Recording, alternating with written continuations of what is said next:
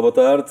No próximo mês, o Papa dará início a uma caminhada sinodal de 3 anos e articulado em 3 fases, com dimensão diocesana, continental e universal, um período de consultas e discernimento que culminará com a Assembleia de outubro de 2023 em Roma, um caminho que queremos analisar com os nossos convidados hoje, Juan Ambrósio, da Faculdade de Teologia da Universidade Católica Portuguesa, e também Otávio Carmo, chefe de redação da agência Eclésia e também especialista em questões do Vaticano.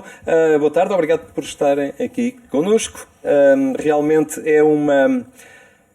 Não sei se posso chamar de novidade, Juan, mas é algo, digamos, de grande importância e no qual o Papa põe um empenho muito particular. Este sínodo aqui aponta precisamente à sinodalidade, a uma igreja que se começa a trabalhar e a pensar a partir das bases. Claramente, mais do que uma novidade no sentido de estar a fazer uma coisa que nunca se fez até agora, não diria, porque esta dinâmica sinodal, aliás, ela está inscrita na própria matriz do que é a comunidade cristã, do que é o ser igreja, depois foi assumindo vários contornos ao longo da história, perdendo gás, não é? Porque cada vez a comunidade mais centralizada e mais a receber indicações só de um ponto.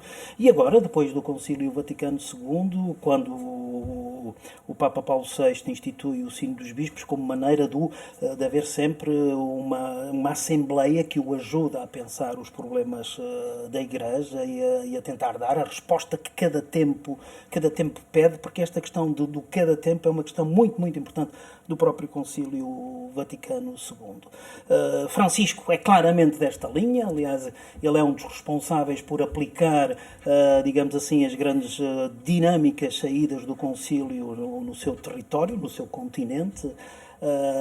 E o que podemos ver no seu pontificado é que esta questão da sinodalidade é muito importante. Os diversos sínodos, assembleias sinodais que existiram no seu pontificado dão já claramente essa indicação.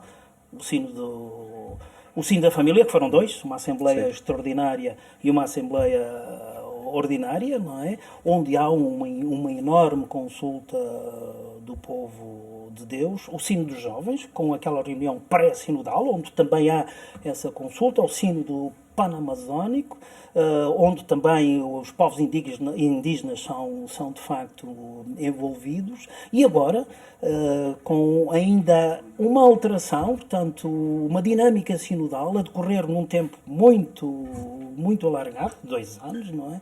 Com fases, uma fase diocesana, depois uma fase continental e tudo isto a confluir. O que é que se claramente começa a identificar aqui? Primeiro, que esta questão da sinodalidade é central neste papado.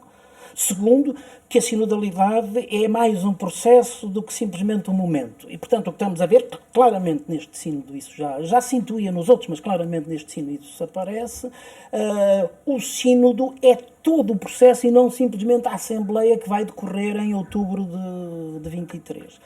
E a sinodalidade na Igreja é exatamente isto, é este processo, esta maneira de ser e de agir.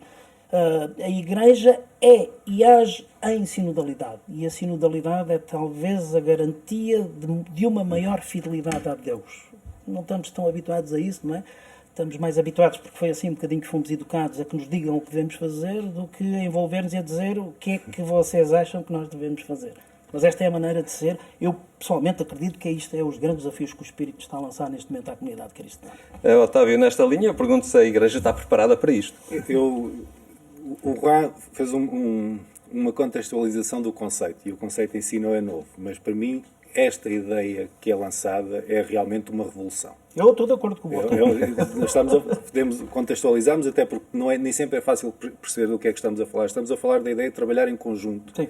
Desde o nível das bases das comunidades, e que eles vão levando este processo de consulta, de avaliação, de diálogo, de debate, de luta, quando é preciso, até as estruturas superiores. Isso é revolucionário no sentido em que há um direito de cidadania dos vários intervenientes a terem a sua opinião reconhecida e plasmada em documentação, que é depois enviada.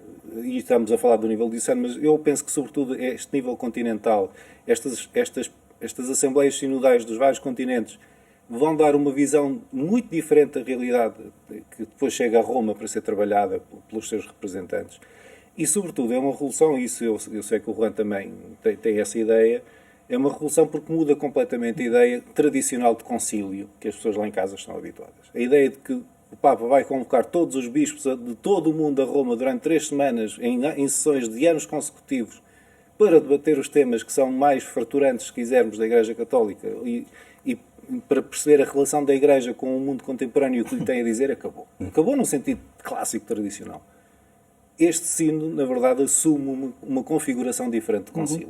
E isso é uma mudança muito significativa. Tu que acompanhas as questões relacionadas com o Vaticano de forma particular, vês aqui algo que pode abalar um bocadinho a arquitetura tradicional do Vaticano, da Cúria, no sentido de governo universal da Igreja? Sim, sim. Aqui há uma coisa clássica quando um Papa é eleito, e aconteceu com Francisco, quer dizer, a sua grande reforma é a reforma da Cúria Romana. E, de facto, criou um Conselho de Cardeais, tem estado a reformar a Constituição, não no sentido de como ela é feita, mas o documento que rege a Cúria Romana. A Cúria Romana é o conjunto de organismos do Governo Central da Igreja Católica. Dito rapidamente, peço desculpa aos canonistas, mas para que toda a gente perceba.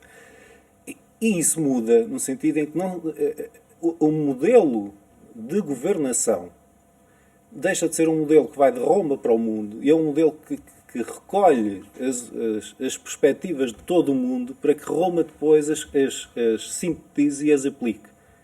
E esse modelo que é um processo, como dizia o Juan, é um modelo radicalmente diferente. Ou seja, não é mudando os ministérios, salvo seja, mas que é mesmo assim que se chamam, os ministérios, que se vai mudar a forma de governar. Porque é muito fácil, estruturalmente, como se tem feito, criar um ministério novo, juntar 3 em 1, numa estrutura. Isso não vai mudar radicalmente a forma de governar. O que vai mudar radicalmente a forma de olhar para a vida das comunidades católicas é que várias perspectivas sobre os diferentes assuntos sejam integradas no discurso, como se vai fazer com este processo sinodal, que haja um debate sério sobre elas e que as pessoas se sintam representadas naquilo que é discutido. Ou seja, que não se sintam colocadas de parte quando têm uma visão que seja diferente daquela que tem sido tradicional sobre os vários temas. E essa abertura ao debate, essa abertura ao diferente, essa abertura a uma perspectiva local que possa ser valorizada a nível global é que efetivamente vai fazer a grande diferença neste pontificado e vai ser, do meu ponto de vista, o grande legado do pontificado de Francisco. Eu sublinharia isto atravendo mesmo a dizer que não é uma mudança de arquitetura, é uma arquitetura nova. Há aqui um enfoque que me parece muito importante, que é todo o processo de escuta. E isso é a base de todo este processo. Escutar. E escutar é escutar o viver concreto das comunidades. O viver e as comunidades e as dioceses estão preparadas para isso? Há caminho a fazer, vamos dizer assim, há caminho a fazer, mas os dados estão lançados e algumas vão avançar. E esta fase continental vai mostrar que há continentes que estão habituados a isto. Sim. E vão puxar pelos outros. E vai-se ver que há uma igreja poliédrica, que é uma das imagens que o Papa utiliza desde o primeiro texto do Evangelho Gaudium, não é? A dimensão do poliédrico, que a igreja tem uma dimensão poliédrica. Mas eu volto à questão da escuta, porque a mim parece-me aqui verdadeiramente essencial. A escuta concreta do viver concreto das pessoas. Cito uma coisa, uma expressão que o Papa tem utilizado e que tem utilizado nos vários documentos, que acaba por ser integrada na Episcopalis Communia, ou seja, o documento que desenha, digamos assim, a arquitetura das Assembleias Sinodais, e que diz assim: para os padres sinodais pedimos do Espírito Santo, antes de mais, o dom da escuta. Escuta de Deus até ouvir com ele o grito do povo. Escuta do povo até respirar nele a vontade a que Deus nos chama. Dito preto no branco. Escuta do povo até respirar neste grito do povo a vontade a que Deus nos convoca, a vontade a que Deus nos chama. Portanto, é claramente aqui uma mudança de centro, não é? O centro da vida da Igreja, vamos dizê-lo sem medo, não é o Vaticano, não é a Cúria Vaticana, é a vida concreta dos batizados.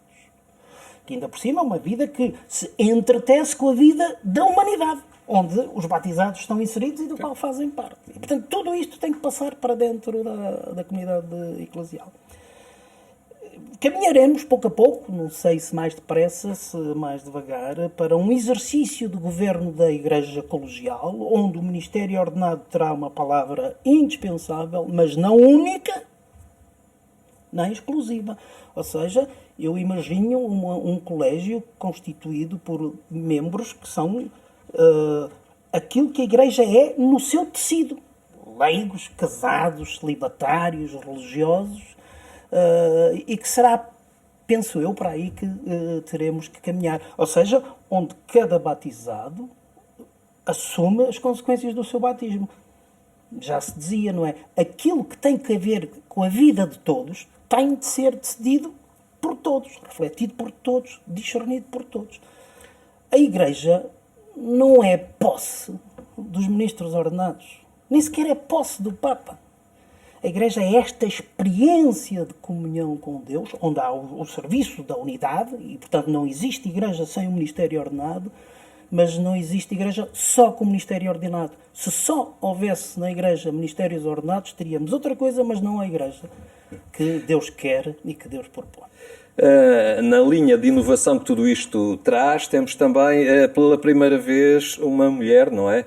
Como, salvo erro, subsecretária do Sínodo. Com direito a voto na Assembleia. Exatamente. Essa é uma mudança significativa porque é uma porta que está aberta, porque até há relativamente pouco tempo só os bispos é que tinham direito a votos, pois os representantes das ordens religiosas masculinas passaram a ter direito a voto. Sim, não, o Sínodo da Amazónia. Mas as ordens religiosas femininas continuavam de fora. Isto é uma mudança de lógica, é dizer que o Sínodo, enquanto tal, embora se continue a chamar Sínodo dos Bispos, não é um espaço apenas de representantes masculinos. A nomeação da irmã Becarte é importante. Talvez o nome também tenha que mudar, não é? Pois, mas deixar de chamar Sínodo dos Bispos e passar-se a chamar apenas Sínodo. Há uma coisa muito importante, que são nas comissões preparatórias que estão já a trabalhar, a representação feminina já é de 25%. Sim, isso é importante, é um dado importante. Ou seja, o trabalho já não é feito apenas desde uma perspectiva masculina tradicional, clássica, até na teologia, e de organização, de estrutura, de debate, já é feita com a integração de uma perspectiva feminina muito significativa. E isso, para mim, já vai ter mudanças no futuro. E eu imagino que até 2023 vá ter mudanças significativas, até na forma como a Assembleia de outubro de 2023 se vai estruturar. Quem serão os participantes, quem serão os delegados, quem é que tem direito a voto. Porque estamos a falar, como dizias há pouco, de um processo de tripartido, começam das dioceses, das dioceses passa para uma Assembleia Continental. Essas Assembleias Continentais podem ter propostas muito fortes a fazer a Roma para que haja alterações, de forma que se comecem a ver mudanças concretas. Porquê? Porque, eu quase a brincar diria, mas porquê que se convoca um sínodo para falar sobre si próprio? No fundo é isto que pode parecer as pessoas. Com tanto tema importante, na verdade não é falar sobre si próprio, é falar sobre a forma de conceber a Igreja em 2021, 22, 23 e o que é preciso mudar para que ela seja cada vez mais significativa e relevante e, sobretudo, fiel à sua missão, como o Juan faz muita questão de... Isto é fundamental, isto que o Otávio está a sublinhar é fundamental. É preciso que fique claro que a reflexão sobre a sinodalidade na Igreja não é uma reflexão que parece ir contra ou num outro sentido, aquelas orientações que o Papa Francisco tinha dito de uma Igreja em saída, de uma Igreja que não é autorreferencial. Poderia parecer que ficar só a pensar na sinodalidade é uma autorreferencialidade. Pelo contrário, pensar no modo como a Igreja se entende a si mesma e realiza a sua missão é a garantia de que ela possa descobrir-se como uma Igreja em saída, uma Igreja atenta. E, portanto, o que aqui está em jogo é exatamente essa dinâmica. Essa dinâmica de não autorreferencialidade, de se pensar a partir da sua missão. Evitando o perigo no qual muitas vezes caímos, que é pensar uma comunidade, pensá-la e depois, a partir da comunidade, pensar a missão. Não é? Portanto, temos esta comunidade constituída por este perfil, com estes membros, com estes protagonistas, vamos ver como é que agora vamos concretizar a missão. Não. Aqui o desafio é exatamente o contrário, é pensar qual é a missão que cabe à comunidade eclesial. Esta. Então vamos organizar-nos para poder desempenhar melhor essa missão. E a sinodalidade é disso que trata. Não é? Ao nível dos batizados, isto irá aprofundar neles ainda mais o conceito de pertença para uma noção um conceito de construção, de sentir-se construtores desta realidade.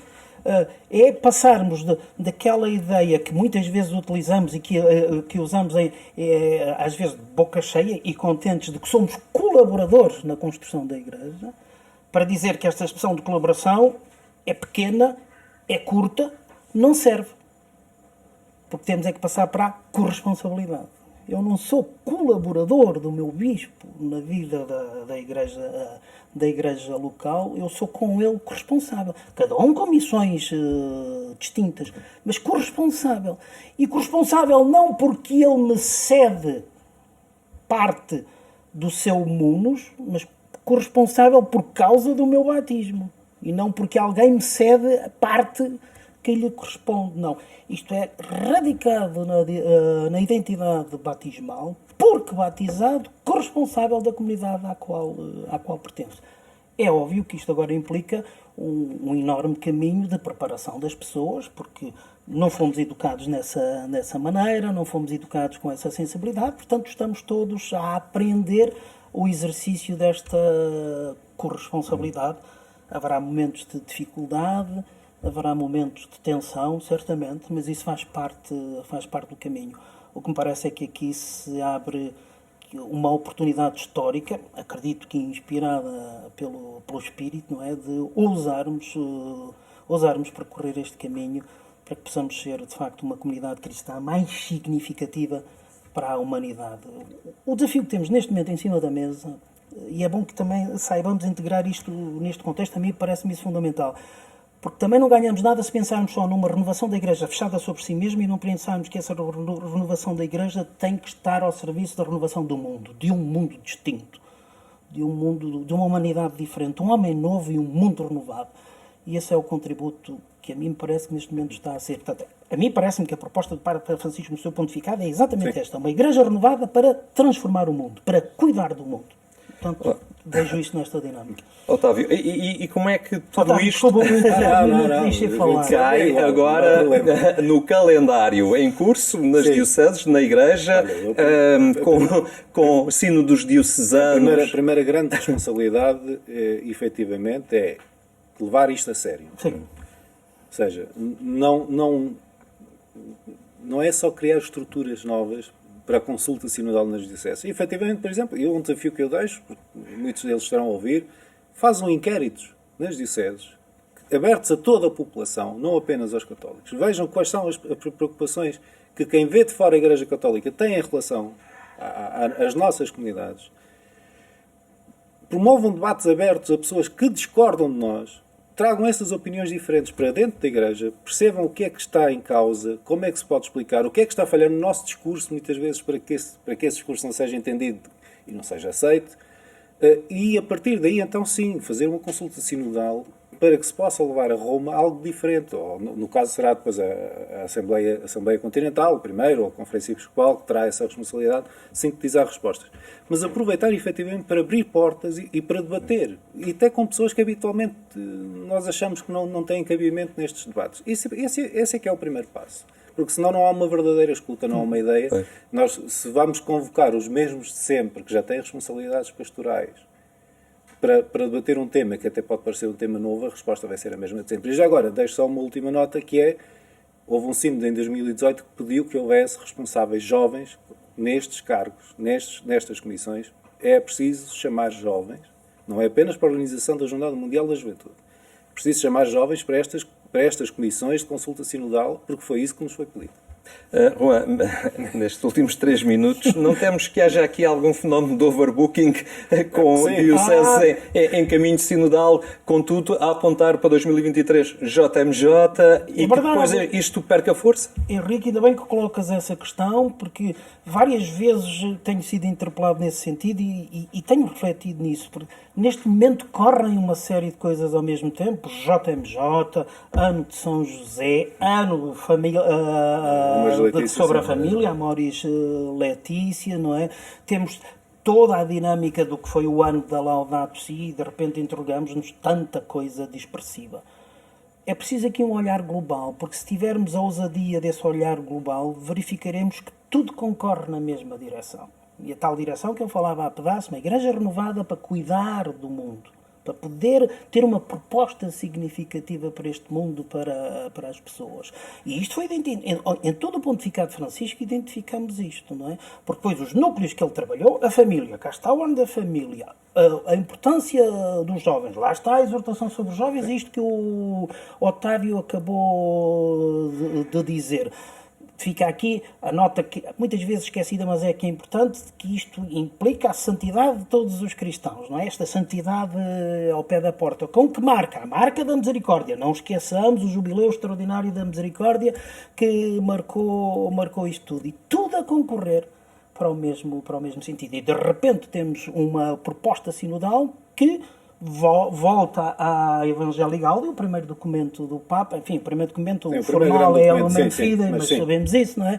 O primeiro documento do Papa, onde verdadeiramente se dá o mote desta igreja em saída para chegar a todas as periferias. Portanto, tudo concorre na mesma direção. Se nós não tivermos esta visão global, podemos, de facto, cair nesse perigo de compartimentar. Agora só tratamos das jornadas mundiais e não perceber que as jornadas mundiais têm que estar também enquadradas nesta visão mais global. Agradeço a vossa participação. Obrigado. Penso que já estimulámos a nossa audiência também no interesse em torno deste sínodo, deste itinerário. Obrigado. Lembro que mais logo ainda pode acompanhar a edição rádio do programa Eclésia. Basta para isso que sintoniza a Antena 1 pelas 22h45.